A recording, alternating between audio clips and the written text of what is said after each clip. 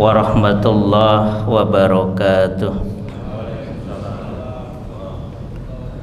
Alhamdulillahi rabbil alamin, wabihi nasta'inu ala umuri dunya waddin, wassalatu wassalam ala ashrafil anbiya wal mursalin, amma ba'd. Qala Allah ta'ala fil Qur'anil Karim, yarfa'illahu alladhina amanu minkum walladhina utul ilma darajat. Wa qala Allah ta'ala aidan, inna hadzal Qur'ana yahdi lillati hiya aqwam wa yubashshirul mu'minina alladhina ya'maluna as-solihati anna lahum ajran kabira. Sadaqallahul azim. Alhamdulillah, bapak-bapak, ibu-ibu, jamaah yang dirahmati oleh Allah, pada pagi hari ini Allah Ta'ala panjangkan umur kita dalam iman, dalam Islam. Allah Ta'ala berikan kita nikmat yang sangat besar, nikmat iman, nikmat Islam, nikmat sehat, nikmat sempat, dan nikmat thalabul ilmi. Thalabul ilmi, kata Rasul, fardhatun ala kulli muslim.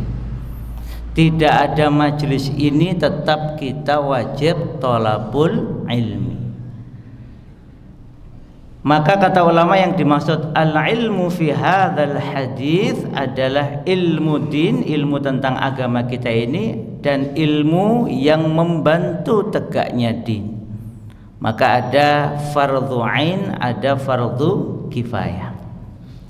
Maka semoga majelis kita, satu di antara majelis rutin di Masjid Al-Aman ini, satu di antaranya tiap Jumat pagi ini, bagian dari upaya takmir masjid untuk membantu kita semua melaksanakan kewajiban kita sebagai mukmin.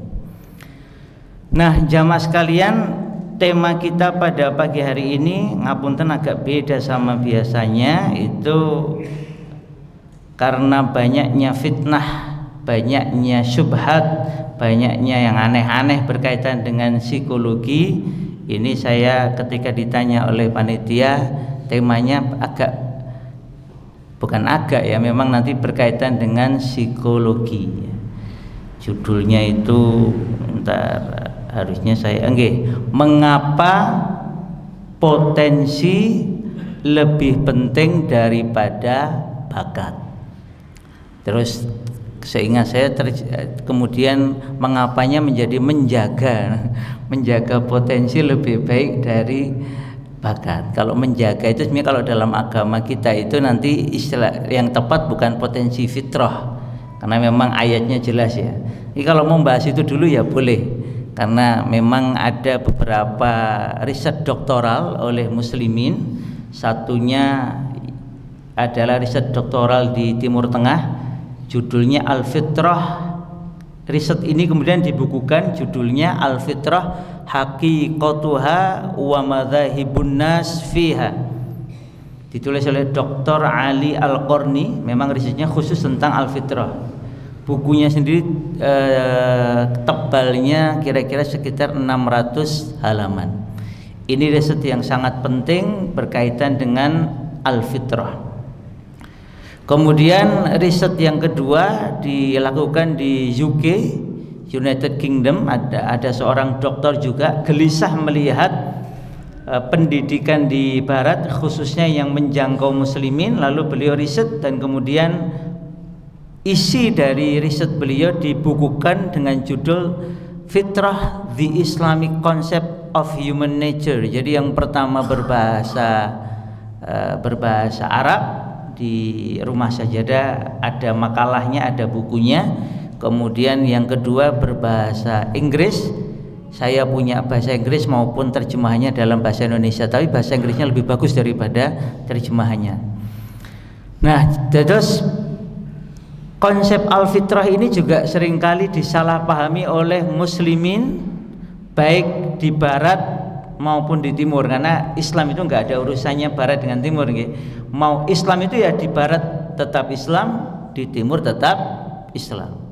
Saya dulu ketika di psikologi UGM awal-awal jadi mahasiswa baru, itu ada kakak kelas berkomentar begini. Dalam Islam sudah ada itu yang namanya fitrah. Ya fitrah itu seperti itu, teori tabula rasa. Saya waktu itu nggak bisa membantah, tapi setelah mempelajari ya beda. Tabula rasanya psikologi yang sebenarnya masih bisa dipertanyakan itu psikologi apa enggak, dengan konsep al-fitrah di dalam agama kita ini. Karena kalau tabula rasanya yang diambil dari John Locke, filsafat, seorang filosof, itu menganggap bahwa anak lahir itu seperti kertas putih, nanti ini berkembang menjadi seperti gelas kosong dan sebagainya. Jadi anak lahir seperti kertas putih, orang tuanya itu tinggal ngambil spidol, kira-kira nonton ngambil spidol, mau mewarnai anaknya seperti apa, mau warna hijau ya ambil spidol warna hijau, kalau pengen warnanya merah ambil spidol warna merah, kalau pengen anaknya kuning ya spidol warna kuning. Itu konsep dasar dari yang namanya tabula rasa. Menurut Dr. Yasin Muhammad, ini sebenarnya konsep ini adalah perlawanan orang-orang Romawi termasuk John Locke ini terhadap konsep original sins atau dosa warisan, bahwa manusia ini lahir, napa original sin itu lahir sudah bawa dosa. Bapak-bapak, ibu-ibu pitados mboten niku. Jenengan lahir sudah bawa dosa. Dosanya siapa? Dosanya Nabi Adam alaihissalam dan istrinya saat di surga diperintah jangan makan buah dari pohon itu, malah makan. Maka versi dosa bawaan ini semua anak manusia karena min bani Adam, dari anak turunan Adam itu membawa dosa bapak ibunya ini. Jangan percaya mboten. Jangan percaya wong salah. Itu kan konsepnya orang yang kemudian dibawa oleh Nasrani, bahwa anak itu lahir bawa dosa makanya harus dibersihkan, harus dibaptis.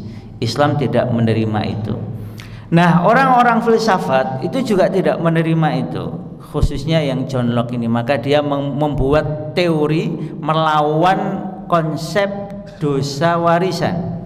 Anak itu lahir anak lahir itu nggak bawa dosa, tetapi kata dia kosong, nggak ada apa-apanya. Ya benar-benar kosong. Jadi ada konsep pertama, anak lahir sudah salah bawa dosa, sudah jelek bawa dosa. Konsep kedua oleh para filosof ini, anak lahir kertas kosong. Kelihatannya keren nggih. Anak lahir kertas kosong, bisa diapa-apakan. Ternyata Islam tidak menganggap anak lahir kosong. Nanti silahkan cek surat Ar-Rum ayat 30. Pun hafal nggih surat Ar-Rum ayat 30 atau ngapalkannya gampang. 30 30 suratnya ke-30 ayatnya 30. Allah Ta'ala ingatkan kita, fa'aqim wajhaka lid-dini hanifa fitratallahi allati fataran nasa 'alaiha la tabdila li khalqillah dzalika ad-dinul qayyim walakinna aktsaran nas la ya'lamun. Jadi di akhir ayat ini Allah ingatkan, tetapi kebanyakan manusia tidak mengilmuinya. Maka orang yang mau memahami konsep al-fitrah, kata sahabat Abu Hurairah, itu harus merujuk ke ayat ini. Kenapa? Satu-satunya ayat di dalam Al-Quran Al-Karim yang menyebut langsung kata al-fitrah. Al-fitrah bukan asal katanya, bukan fatoro, tetapi langsung al-fitrahnya. Kata al-fitrah satu-satunya hanyalah surat Ar-Rum ayat 30. Maka tadi kayak Dr. Ali Al-Qarni dalam risetnya tentang al-fitrah, semua konsep al-fitrah harus sesuai dengan ayat ini, karena makna bahasa harus tunduk kepada makna syariat. Apalagi ini sudah masuk ke dalam Al-Quran. Al-Quran itu sumber rujukan tertinggi. Inna hadzal qur'ana yahdi lillati hiya aqwam. Jadi kalau ada ya bapak-bapak ibu-ibu, mau profesor, mau doktor, mau siapapun memaknai fitrah keluar dari makna yang ada di dalam Al-Quran ini, dan puluhan bahkan ratusan hadis tentang al-fitrah, maka pasti makna yang dibawa oleh siapapun dia ini salah karena bertentangan, tidak sesuai dengan Al-Quran dan Sunnah Rasulullah Sallallahu Alaihi Wasallam. Panjang itu ya, kalau jenengan nanti tertarik itu silahkan bisa googling. Judul kitabnya Al-Fitrah Haqiqatuha wa Madzhabun Nasfiha. Tapi kalau jenengan pengen lihat kajian runtutnya, nanti bisa cek di Rumah Sajadah TV, cari playlistnya Ngaji Al-Fitrah atau kajian kitab Al-Fitrah. Itu sudah ada kajiannya oleh satu di antaranya waktu itu yang cukup terdokumentasi, Ustadz Abu Nada. Ustadz Abu Nada ini sekarang aktif juga di Instagram, Facebook. Nanti silahkan cek, dakwahnya kebanyakan menggunakan gambar setelah beliau membaca kitab, kemudian konsep dari kitab itu beliau gampangkan bagi warga umum dengan gambar-gambar yang sudah sesuai dengan tuntunan syar'i. Nah, jamaah sekalian, terus kalau sama-sama bawaan, maka al-fitrah ini penjelasan para ulama itu tidak bisa dirubah. Allah berfirman, la tabdila li khalqillah. Kata la tabdila li khalqillah itu di dalam tafsir Ibnu Katsir itu ada dua maknanya. Pertama adalah khobar, pengabaran. La tabdil, tidak ada perubahan pada al-fitrah itu. Jadi ketika anak lahir, kata Rasul, ma min mauludin illa yuladu alal fitrah. Tidak ada anak lahir di bumi ini kecuali di atas al-fitrah. Mau bapaknya siapapun, ibunya bagaimanapun, pokoknya begitu anak lahir dia tidak membawa dosa. Walaupun bapaknya penjahat, ya. Walaupun ibunya mohon maaf WTS, ya. Anak ini Allah jamin alal fitrah. Sedangkan makna kedua kata Ibnu Katsir adalah larangan. Jangan la tabdil, jangan sekali-kali kalian mengubah, jangan sekali-kali kamu mengubah anak yang sudah di atas al-fitrah ini kemudian menyimpang dari fitrahnya. Nah, pertanyaannya al-fitrah itu apa? Al-fitrah itu adalah seperti yang Rasul ajarkan dalam doa pagi dan petang kita, zikir pagi dan petang kita. Ini kalau pagi ini asbahna ala fitratil Islam wa kalimatil ikhlas wa ala dini nabiyyina Muhammad sallallahu alaihi wasallam wa ala millati abina Ibrahim hanifah wa ma kana minal musyrikin. Maka al-fitrah itu adalah al-Islam, adalah kalimatul ikhlas, adalah din Muhammad sallallahu alaihi wasallam, adalah millah Ibrahim alaihi salam, hanif wa man kana minal musyrikin. Terus fitrah itu yang rujukannya al-ikhlas. Fitrah itu adalah ma'rifatullah. Maka mohon maaf enggak tepat kalau disebut fitrah laki-laki beda dengan fitrah perempuan. Itu tabi'ah. Itu asli katanya bukan fitrah tapi tabi'ah. Cuma kadang terjemahnya jadi fitrah laki-laki, mboten, tabiat. Alias watak lelaki beda dengan watak perempuan, namanya bisa. Fitrahnya bapak beda dengan fitrahnya ibu, nggak salah. Yang tepatnya bukan fitrah itu, tapi tabiat. Jadi bawaan itu ada fitrah, ada selain fitrah. maka yang fitrah ini Allah jamin tidak ada perubahan. Ini penting. Berarti bapak-bapak, ibu-ibu, dan juga ini yang belum menikah ya, mas-mas, mbak-mbak dan adik-adik, kalau anak lahir, dia lahir di atas al-fitrah. Ini penjelasannya Rasul banyak sekali. Menurut Dr. Ali Al-Qarni dalam risetnya tadi ya, al-fitrah haqiqatu wa madzhabun asfiyah, minimal hadis sahih tentang makna al-fitrah itu minimal 22 hadis. Minimal. Ini yang dianggap beliau sahih. Karena nanti kalau kita punya aplikasi hadis, contohnya Jawami'ul Kalim, itu tinggal klik kata-katanya, nanti kita kata ini muncul dalam hadis apa saja. Itu pernah ditelusur oleh teman kami, itu ada ratusan hadis berkaitan dengan fitrah.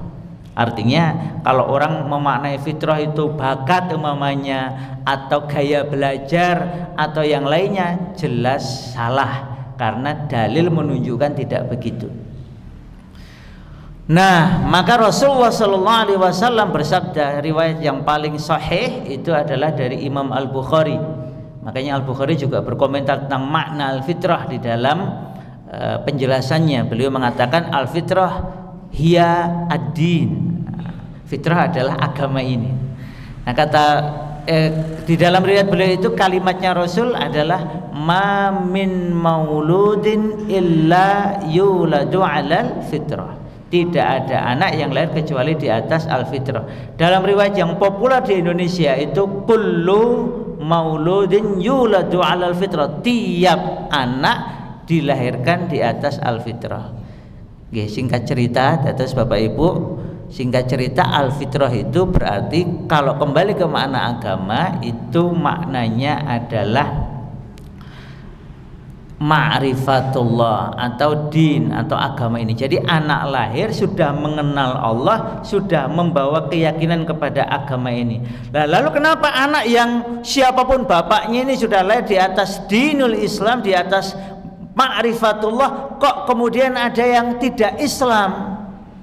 Maka Rasulullah SAW memberikan kepada kita alasan dan penyebabnya.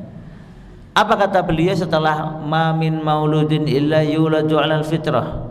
Lalu Rasul bersabda, fa abawahu yuhawwidanihi au yunassiranihi au yumajjisani. Dalam hadis yang lain nanti urutannya agak beda-beda, tetapi yang disebut pertama adalah yuhawwidanihi. Mayoritas adalah yuhawwidanihi. Kata Rasul, anak sudah lahir di atas al-fitrah. Fa'abau, maka kedua orang tuanya menjadikannya Yahudi atau Nasrani atau Majusi. Nanti ada juga yang urutannya atau setelah atau Yahudi atau Majusi atau Nasrani, atau dalam bahasa yang lain atau menjadikannya syirik dan sebagainya. Nah, jadi siapa yang mengubah anak yang awalnya di atas al-fitrah, memahami din ini dengan benar, lalu kemudian menjadi menyimpang? Kedua orang tuanya.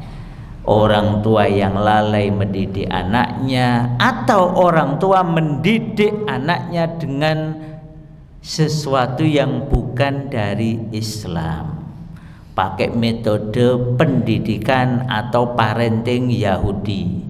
Wah, sekarang muncul banyak itu tokoh-tokoh Yahudi yang di psikologi itu banyak. Contohnya Sigmund Freud. Sigmund Freud berkomentar setiap manusia itu punya penyakit jiwa.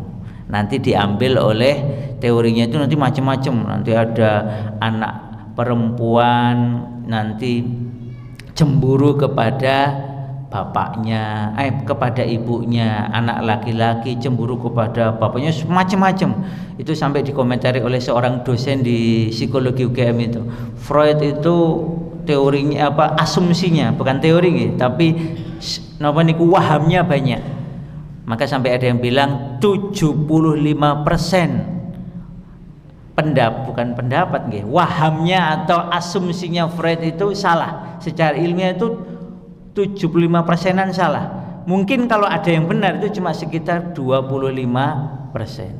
Nah ini sekarang banyak menjangkiti muslimin Indonesia. Nanti muridnya Freud namanya Carl Gustav Jung, tulisannya Jung, Jung, Carl Gustav Jung. Itu nanti Carl Gustav Jung ini karena sempat sakit hati dengan bapaknya, maka dia bikin waham namanya luka pengasuhan.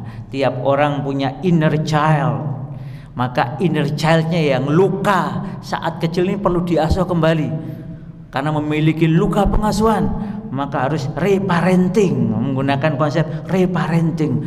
Nanti dia dilatih ngobrol dengan dirinya yang masih kecil, entah 3 bulan usianya, entah 1 tahun, bahkan belum lahir, itu diajak ngobrol lagi nih masa lalunya ini. Na'udzubillahi min dzalik, macam-macam. Maka kemudian banyak juga ustadz-ustadzah itu kemudian ngambil teori-teori nggak jelas ini. Ini bukan teori sebenarnya.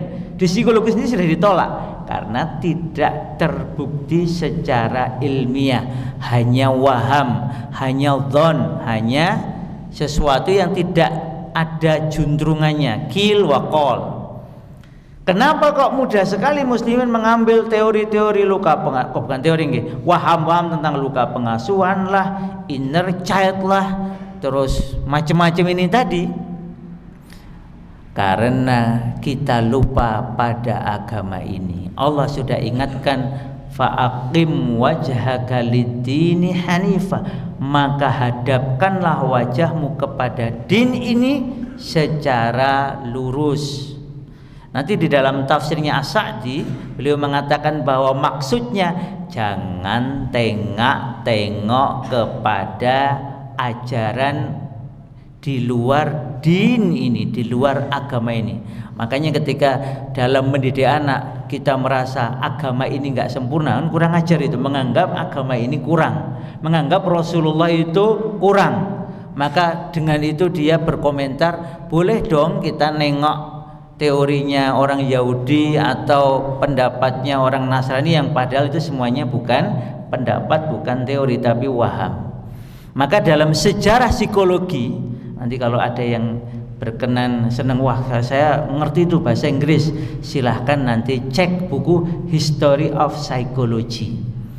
Di History of Psychology atau History of Child Psychology itu nanti dibahas sejarah perkembangan teori-teori dari yang tidak teori, dari yang manusia itu ada yang melankolis, plekmatis, sanguin, bukan sanguinis tapi sanguin, teori aslinya sanguin dan sebagainya, itu dulu bahkan belum disebut teori, cuma orang filsafat kemudian melihat sesuatu dari nopo ya, dari bentuk tubuhnya, dari gumpalan darah yang ada di dalamnya. Jadi memang pakai ngarang itu, pakai imajinasi. Makanya disebut sebagai belum psikologi, karena psikologi itu harus ada ilmunya, ada risetnya. Maka jamaah sekalian, sejarah psikologi ini mengajarkan kepada kita bahwa sebenarnya memang awalnya ini bukan teori, cuma fiksi, imajinasi para filosof, dan kemudian dikembangkan lagi lalu dipopulerkan lagi oleh dokter atau oleh psikolog setelahnya, yang ternyata secara ilmiah banyak sekali yang tidak terbukti. Loh, apa kita nggak bisa mengambil dari psikologi? Kalau jenengan mau sungguh-sungguh mengambil dari psikologi, pastikan sesuai namanya, psikologi, psikologos, ilmu tentang jiwa. Berarti harus berbasis riset, bukan berbasis asumsi, apalagi angan-angan. Maka nanti ada buku-buku yang bisa dibaca karena basisnya psikologi. Contohnya, untuk membedakan mana yang ilmiah, mana yang tidak ilmiah, nanti ini bagi yang senang bahasa Inggris itu silahkan nyari buku judulnya Science and Pseudoscience in Clinical Psychology, yaitu ilmiah dan pura-pura ilmiah atau abal-abal dalam psikologi klinis. Karena memang psikologi klinis ini psikologi yang paling mendebarkan, karena kan dia ngomentari orang yang kena penyakit jiwa, sehingga kadang itu mudah sekali jatuh kepada asumsi atau kepada waham atau kepada angan-angan. Oh, ini orang sakit jiwa karena ini, oh ini orang stres karena ini. Jadi pendapatnya kadang tidak jelas. Nah, oleh karena itu sebenarnya sudah ada risetnya para psikolog untuk membedakan mana yang ilmiah, mana yang abal-abal. Nanti ada, makanya ada validitas, ada reliabilitas. Nopo meleh niku guys, panganan psikologi ini. Jadi alat ukur pun nanti perlu dicek. Alat ukur ini sebenarnya benar-benar alat ukur yang terbukti atau cuman dugaan. Ada namanya talent mapping. Talent mapping itu pemetaan bakat. What is bakat? What is talent? Ternyata banyak sekali penelitian di barat sendiri, di orang-orang Amerika, Inggris dan lain sebagainya, itu mengatakan bakat tidak penting. Talent is overrated. Itu satu di antara bukunya. Jadi bakat dianggap terlalu berlebihan. Kenapa? Karena yang lebih penting bukan bakat. Ada anak, dia ini nggak berbakat sama sekali dalam dalam sepak bola umpamanya nggih. Maka atau sebaliknya ada dua, ada anak nggak berbakat dalam sepak bola. Yang kedua ada anak umpamanya sangat berbakat dalam sepak bola. Lalu anak yang berbakat dalam sepak bola ini tidak pernah latihan, tidak punya mental untuk bertanding. Pokoknya dibiarkan saja. Kira-kira anak berbakat ini jadi hebat mboten? Enggak. Padahal cuman urusan sepak bola. Tapi ada anak, dia nggak berbakat, tapi dia kemudian berlatih tiap hari, bersungguh-sungguh, mental dikokohkan, lalu dia melakukan namanya deliberate practice, atau ada yang menyebutnya deep practice, latihan yang mendalam, latihan yang sengaja, terencana, terukur, memiliki mentor atau pembimbing. Yang pembimbing ini memberikan feedback, masukan tiap hari. Kira-kira mana yang lebih bagus? Riset membuktikan yang melakukan deliberate practice atau deep practice. Jenengan sama ini, kalau apalagi ini cuma sepak bola, kita ngafal Quran ini. Maka anak-anak, remaja, bahkan ibu-ibu, bapak-bapak yang sungguh-sungguh menghafal Quran tiap hari, mungkin setornya awalnya cuma satu ayat, awalnya cuma satu lare, tambah jadi 2, tambah jadi 3 baris, setengah halaman, 1 halaman. Saya kenal sekian santri yang awalnya itu Masya Allah buru-buru hafal juz 30, an-naba saja nggak hafal. Tetapi ketika tiap hari dia kemudian tahsin, akrab dengan Quran, lalu kemudian dia mulai menghafal an-naba, awalnya mungkin 2 ayat, 1 ayat, 2 ayat, 3 ayat, 5 ayat, Masya Allah dalam sekian tahun dia bisa hafal 30 juz. Kenapa? Karena melakukan deep practices.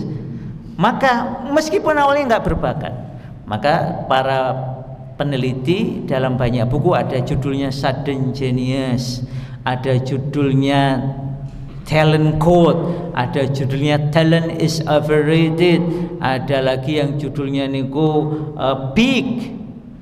Itu membuktikan bahwa bakat itu tidak penting. Yang penting adalah apa yang ada dalam jiwa anak, yaitu sikap dasar mental. Yang ini nanti berkaitan dengan mental anak. Apakah dia mau kita tanamkan kesungguhan, kita tanamkan kemauan kepada kebaikan, dan seterusnya. Setelah itu kita ajarkan dia, kita didik dia dengan latihan-latihan yang terencana, yang para peneliti menyebutnya di praktis. Bukan hanya sekedar latihan, tetapi latihan yang bermakna, bertujuan, terukur, terencana, dan ada yang memberi masukan setiap saat, setiap hari kepada anak ini, kepada remaja ini. Maka kalau ada anak remaja kok nggak senang diberi nasihat, itu musibah. Mosok ada anak remaja nggak suka diberi nasihat, itu masalah. Kenapa harusnya anak atau remaja itu suka diberi nasihat? Ad-din an-nasihah, tanda agama itu tegak kepada diri seorang anak, seorang remaja, seorang manusia adalah dia menyukai nasihat. Karena nasihat ini sangat penting untuk keberhasilannya. Terakhir Bapak Ibu, ini mohon maaf nih sudah panjang ini ya. Jadi terakhir ini, oleh karena itu jamaah sekalian, membicarakan potensi itu secara ringkas ada 5. 1 berkaitan dengan kualitas sikap dasar mental anak, dan ini adalah yang paling penting. Nanti ini ada beberapa penelitian tentang ini, contohnya adalah istilahnya learning agility alias agilitas, pakai G ya, agilitas belajar, bukan sekedar kemampuan belajar. Ini agilitas belajar, yaitu anak, remaja, orang yang mau terus-menerus belajar. Ini perlu kita tanamkan secara sungguh-sungguh kepada anak-anak kita. Karena riset membuktikan bahwa agilitas belajar inilah yang menjadikan anak atau seseorang itu insya Allah selalu berhasil, pun kalau dia gagal dia segera bangkit kembali. Maka selain agilitas belajar, yang kedua di dalam sikap dasar mental ini anak perlu diajari resilience, yaitu kemampuan untuk bertahan dan bangun dari kegagalan yang berulang-ulang. Ini lebih penting daripada yang nomor 2. Nomor 2 tadi apa? Dipraktis, latihan yang mendalam, sengaja, terencana, terukur, dibimbing oleh ahli di bidang tersebut, dan masukan, pemberian masukan setiap saat, setiap hari, sehingga anak ini berkembang ya. Seperti tahsin atau Quran itu kalau dibimbing terus, yang bimbing ini sudah punya sanad, Masya Allah, insya Allah akan segera memudahkan anak menghafal Al-Quran dengan benar. Ini yang kedua, hal ini yang paling penting, kualitas dasar mental dan dipraktis atau deliberate practice. Nah yang ketiga, keempat, kelima ini saya sebutkan saja, tapi ini tidak begitu penting kalau yang 1 dan 2 ini nggak dimiliki oleh anak. Yang ketiga itu minat. Ada yang punya sekarang passion. Pokoknya kalau sudah passion, sudah minat, itu yang anak paling penting di situ. Ternyata enggak. Dalam sejarah Islam, Imam Al-Bukhari itu passionnya, minatnya itu fikih. Tapi karena mendengarkan nasihat dari gurunya untuk mempelajari hadis, maka beliau tinggalkan passionnya terhadap fikih. Beliau mendalami hadis, pergi ke berbagai negara, sekitar 16 tahun lamanya, menghafal jutaan hadis, kemudian mengeceknya, sehingga tinggal kira-kira 6.000-an hadis beliau masukkan ke dalam kitab Sahih Al-Bukhari. Kita tahu itu adalah kitab hadis terbaik, nomor 1. Bahkan sebagian orang mengatakan itu kitab paling sahih setelah Al-Quran Al-Karim, kumpulan hadis Rasulullah Shallallahu Alaihi Wasallam. Itu bukan karena ngikuti passion, tapi karena punya sikap dasar mental dan kemauan untuk mempraktekkan dengan mendalam. Minat baru penting kalau 1, 2 ada. Di bawahnya minat itu namanya bakat. Makanya bakat tidak begitu penting. Maka tes bakat, tes yang tidak penting. Wong meneliti apa-apa yang sebenarnya kurang penting, baru bisa digunakan atau dimanfaatkan dengan baik kalau yang 1 dan 2 tadi kita optimalkan. Kemudian yang kelima terakhir, paling tidak penting, namanya kemampuan. Makanya riset membuktikan orang yang berkemampuan tetapi tidak punya kemauan itu ya sami kemawon. Akhirnya ada orang yang bisa baca, nggih, bapak-bapak, ibu-ibu, mas-mas, mbak-mbak sakit baca ya, bisa baca ya. Tapi pertanyaannya, bulan kemarin baca berapa buku? Kan banyak orang yang bisa baca tetapi ternyata tidak mau membaca. Akhirnya buku-buku tidak dibaca. Pun enten pun setengah 6 lewat. Mugi-mugi ingkang sekedhik niki manfaat. Mohon maaf kalau temanya agak membedani, tetapi ini penting untuk kita cermati. Marilah kita bersungguh-sungguh mendalami dari agama ini sehingga kita punya mikyas, punya standar untuk kita pakai pegangan mengecek yang lainnya, termasuk teori-teori atau waham-waham psikologi, sehingga kita bisa paham ini benar atau salah berdasarkan agama ini. Mari kita tutup dengan doa penutup majelis. Subhanakallahumma wa bihamdika asyhadu an la ilaha illa anta astaghfiruka wa atubu ilaik. Wabillahi taufiq wal hidayah. Wassalamu alaikum warahmatullahi wabarakatuh.